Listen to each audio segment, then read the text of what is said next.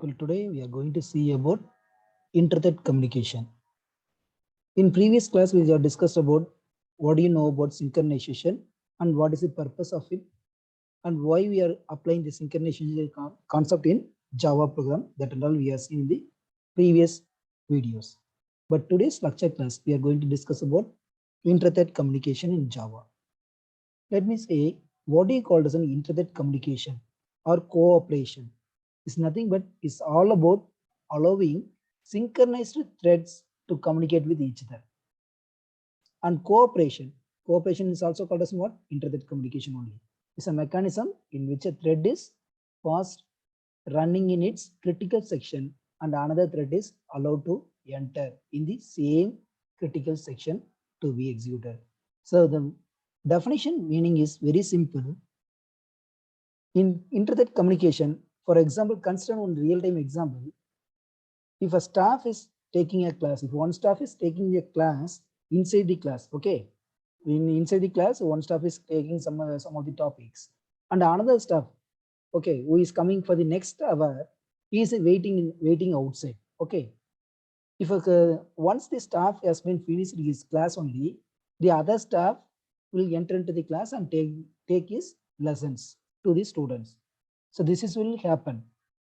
But what is the time between this faculty? The faculty one is taking the class inside, and another one faculty is standing outside, and he is also ready to take the class for the next hour. But thing is that why we are going for this internet communication is nothing but if one staff, that is a faculty one, will giving acknowledgement to the second faculty only, then only he will enter into the class, or else he will wait for some time. Okay, so that we consider what? Response time. So for that we need some kind of notification from the faculty one, and he will send a notification to the faculty 2, then only he will enter the class, or the bell rings. These are the common things. Okay, so this is what internet communication will do. Okay, so in order to overcome this, they having some kind of they are implementing some of the methods in the internet communication. Okay, that and all we will see later. So first I will say why internet communication Java is very, very important is when you develop an application, when two or more threads exchange some information. So at the time you would need this internet communication. So and also consider another one example, a thread in the context of Java, like is the path followed when executing a program. That is also another one example. In this case, all Java programs have at least one thread known as the main thread, which is created by the JVM, that is Java Virtual Machine, at the program's starting point.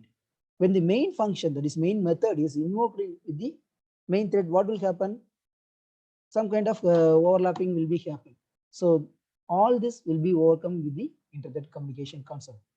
So this main threading concept we already seen in the synchronization. So synchronization is very, very important in this internet communication. So I already mentioned that if one faculty is taking inside the class and another faculty is waiting outside and he is also ready to take the class. So how the second faculty will get a notification from the faculty one, and also what is its process at the time faculty one and between the faculty one and the faculty two is, that is what given here. Internet communication in Java, it is implemented by the following methods of object class. So first one is waiting method. The next one is notify method, then notify all method. So I say with an example now, faculty one is taking class and another faculty is waiting outside. That is waiting method. Another one is if you having acknowledgement, that is if you having a notification from the faculty one, then he will enter into the class. Once he completed means he will enter into the class. So that will be called as a notify. So notify all is nothing but they communicate with each other. The two faculties is communicate with each other means then no problem, that we can say notify all. So once again we will see this with all detailed explanation. Waiting method. First one is wait method. So this wait method causes current thread to release the lock and wait until either the another thread invokes the notify method or notify all method. For this object or a specified amount of time has been elapsed. So this is what wait method. So consider this case. It tells what means it tells the calling thread to give up the lock and go to sleep until some other thread enters the same monitor and calls notify method. This is what the point given here. Okay. So what the current thread will do? The current thread must own this object monitor. Okay. So it must be called from the synchronize method once only, otherwise it will throw exception. So this is a simple example for the wait method. So next one is notify method. So notify method is nothing but notify method wakes up a single thread that is waiting on this object's monitor. Okay. If any threads are waiting on this object, one of them is chosen to be awakened.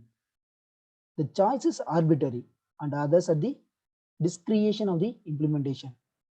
So it is nothing but this notify method wakes up one single thread that is called by its wait method on the same object. Okay, on the same object. It should be noted that calling notify method does not give up a lock on a resource. So what you call as a lock means nothing but the waiting time. Once the lock has been released only, that is faculty 1 is finished his class only, the faculty 2 will get a chance to take a class. That we call as in what? Lock mechanism. Okay. So syntax is the for notify method is public final void notify. Notify all method is very simple. It wakes up all the threads that are waiting on this objects monitor. Objects monitor is nothing but it wakes up all the threads called wait method. Okay, on the same object. Syntax for this notify all method is public final void notify all method. So see, while before you seeing this diagram, we'll go with the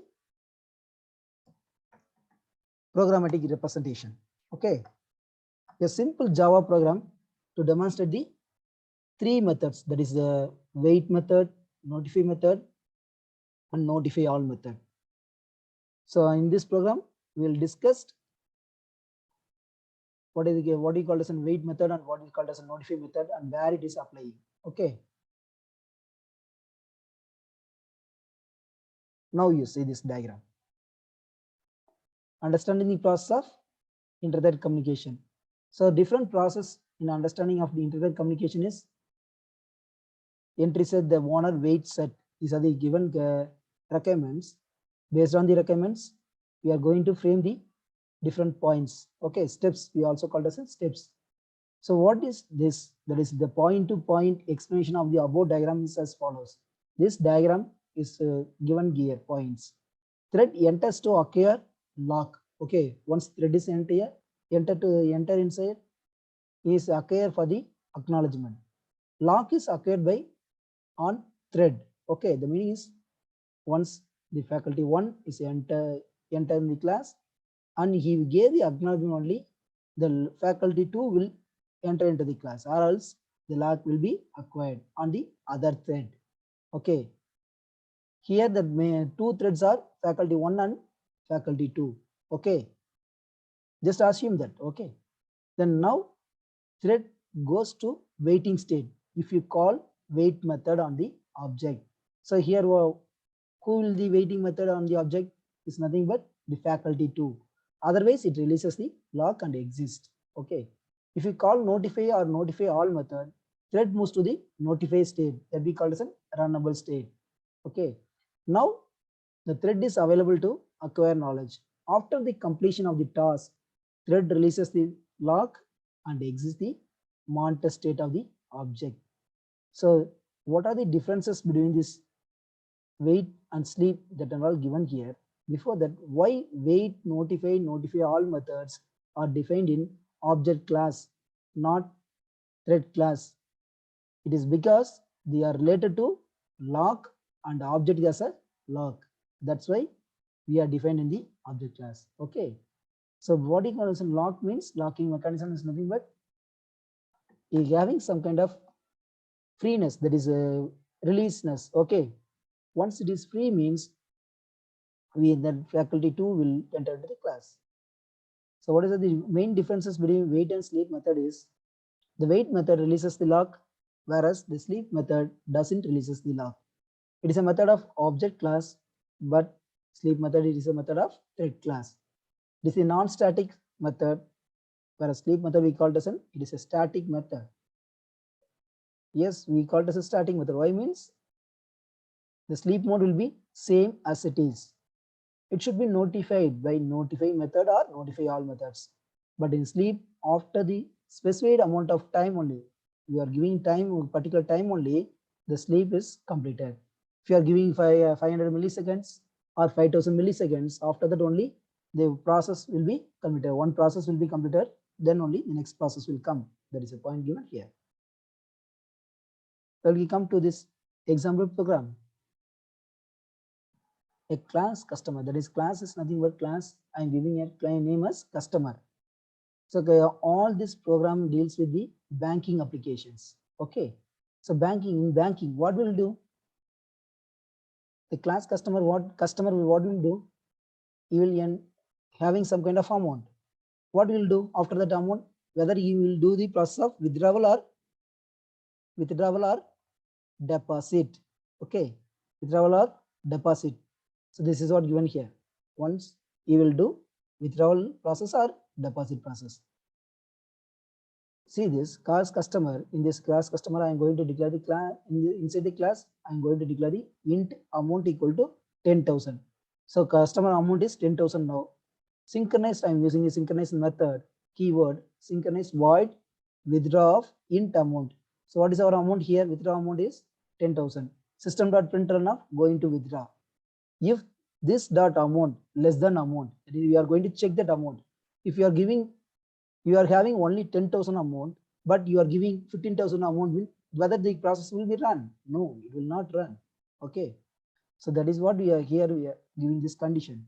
If this amount less than amount, we are going to check that condition. Whether the given amount, whether the given amount is less than the actual amount, which is already having in our account. Now I'm going to check the condition. System.out.println less balance, we are going to waiting for deposit. Once it is what will do? If I am giving 15,000 to withdraw, but I am having only 10,000, what we will do? We want to first deposit the extra amount, that is extra 5,000 amount to the account. Then only we will process the withdraw process. That is what given here. First I am going to less balance. This is less balance, so waiting for deposit. Then I am going for try block. Yes, here I am giving the exception because the condition is false only. 15 less than 10,000. So try, what will do? I am going for the waiting deposit process. For that I am going to wait for some time. After deposit process is completed, I am going for this catch block. Catch exception. I am going to put all the catch here, whatever condition I am giving here, and I am putting in the catch exception block. The next, this dot amount minus equal to amount, that is this dot amount equal to amount. I'm going to check this amount is equal to amount or not, that is 15,000 equal to 15,000 or not. If it is condition true, then system.println of withdraw completed. Now I am going for the deposit process. Withdraw process is completed. Now I am going for the another thread process. Synchronized void deposit process of int amount. What is the amount I am going to deposit? Whether it may be 10,000. System.println of going to deposit 10,000.